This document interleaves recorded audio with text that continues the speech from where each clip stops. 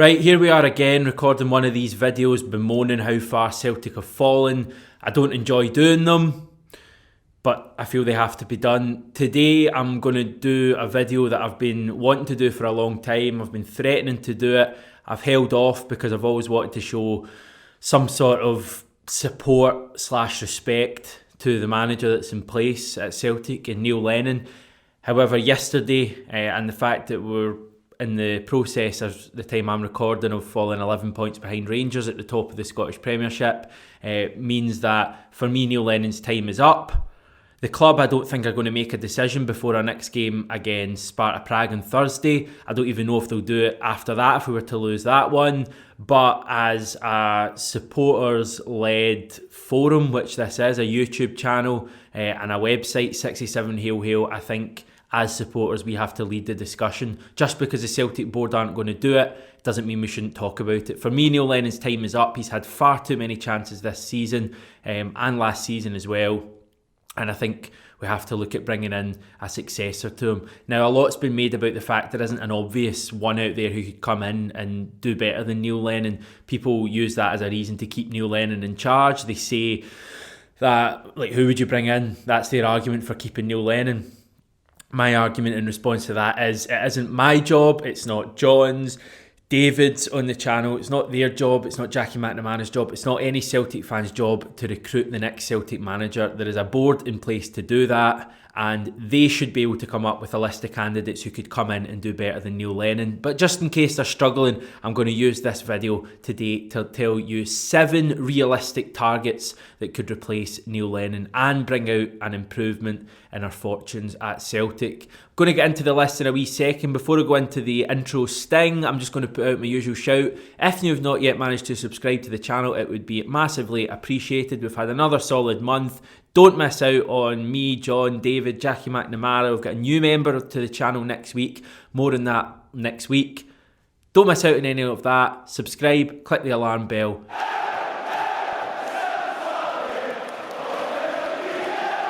Right, let's get into it. So here are 7 realistic candidates who could replace Neil Lennon as Celtic boss.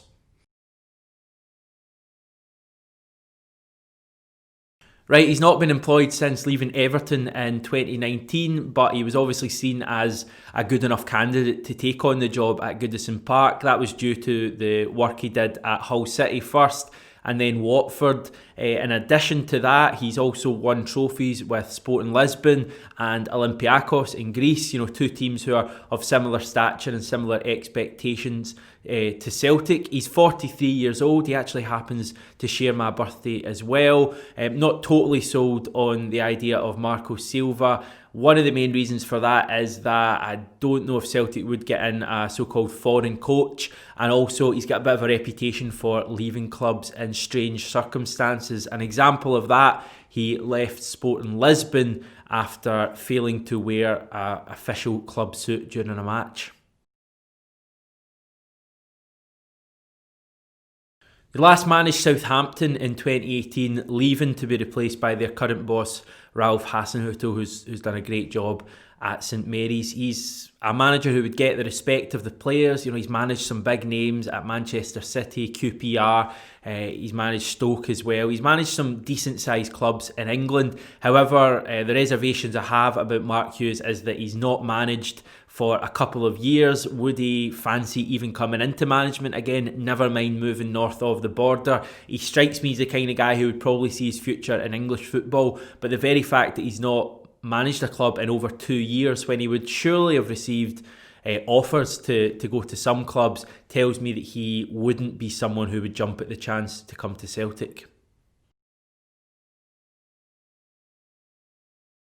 He's one of the most promising Scottish managers out there at the moment, but maybe that says more about the regressing nature of the calibre of Scottish coaches around.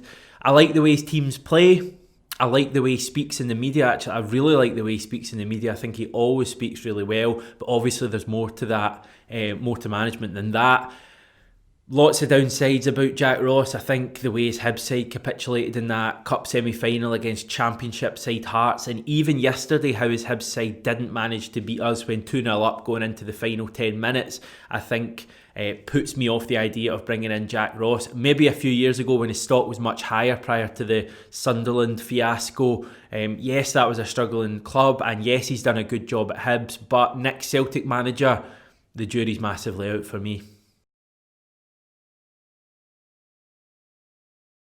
As time goes on, Eddie Howe is becoming the number one candidate that I would love to see Celtic push the boat out for if and when Neil Lennon leaves the club. He took Bournemouth from basically the bottom of the English Football League, certainly near the bottom of English League 2 when he first joined, all the way to the English Premier League in 2 different spells before leaving after the relegation to the Championship last season. I mentioned that he had 2 spells at Bournemouth. In between that, he had a couple of years at Burnley. Few people actually remember that. He finished 8th and 13th in the English Championship. So not amazing there at another club. A lot of people have said that it was just a fit for him at Bournemouth and he wouldn't necessarily do well at another club. For me, he's a young, aspiring manager. He's young, but he's experienced. He would command the respect of the players from what he's done. His teams play good football. People will say it's an unrealistic expectation, but if the board could tempt Brendan Rodgers, who was in a similar position to Eddie Howe, out of a job after being sacked in his last job, then surely they could do the same with Howe. I don't think it's massively unrealistic. I think he's a manager who would come in and transform the club, given his very nature and his charisma and all that kind of stuff. Basically, this is my number one candidate. Make it happen, Celtic. Most Celtic fans will remember his Hamilton team that beat us at Celtic Park and really did well. That earned him a move down south to Norwich in January 2015. He took them up in that first season. He then got relegated from the Premier League the next season and left them halfway through the season after that. Then in 2017, he joined Preston North End, where he's been since. He's had a couple of decent enough finishes. They finished 9th in the Championship last season and should really have got a playoff place. That's where they spent the vast majority of the season. He's a manager who, again, a bit like Jack Ross, probably a slightly higher level than Jack Ross, given what he's done down south, but he's a really exciting Scottish boss. Is he the guy to come and transform Celtic? Probably, again, the jury's out for me. I'm probably edging towards no, but is he better than the guy we've got in charge at the moment? 100%. Oh, I forgot to say, there's also a chance he could maybe bring back Scott Sinclair. Clutching at straws a wee bit there, but you never know. He was fired as Copenhagen boss last month. That was after they started the season really poorly, going off the back of finishing 14 points behind the eventual Danish top flight winners Midtjylland last season. We have first-hand experience of Solbakken. It was his Copenhagen side that completely schooled Neil Lennon and Celtic at Parkhead. They went a round further than that in the Europa League before eventually being put out in the quarter-finals by Manchester United. Pretty narrow game that as well. So he is free at the moment. He has experience of winning titles at the biggest club in the country, like Celtic are. He's won 8 titles as manager of Copenhagen in 2 spells. He's also got experience of British football, having spent a kind of less than successful period in Wolves, but that experience is still there. And as I said earlier, he is free right now. This wouldn't cost us anything. We've appointed Scandinavians in the past. I think this is a kind of one, thinking outside the box a bit, that could transform Celtic. My final shout is a real wild card one. He is still employed at the moment at Cluj, a team that we know well. We've played them 4 times last season. On top of that, I think during our winter break in Dubai, he was even quoted by some journalists as being in the Celtic team hotel. He's clearly obsessed with us, so why not just bring him in? Positives, he has a good recent track record. We saw the way his Cluj side shocked Lazio and Rennes last season and very nearly put the eventual winners Sevilla out in the last 32. They certainly put up a much better fight than us in the knockout rounds of the Europa League and on a much smaller budget. Domestically, he's won the last 3 remaining titles and they're near the top of the table this season as well. Although there is chat that things aren't all perfect for Petrescu at Cluj at the moment. I saw a report in Italian press before their game against Roma last week saying that he could leave the club. So that may be one to keep watching.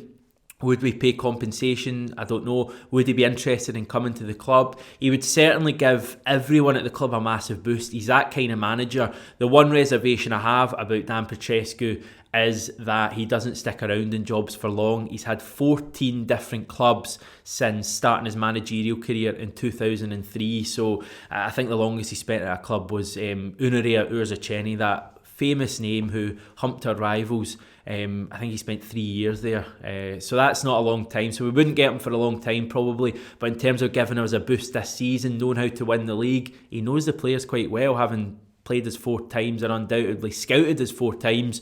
Why not make it happen? I'm firmly on the Dan Petrescu bus.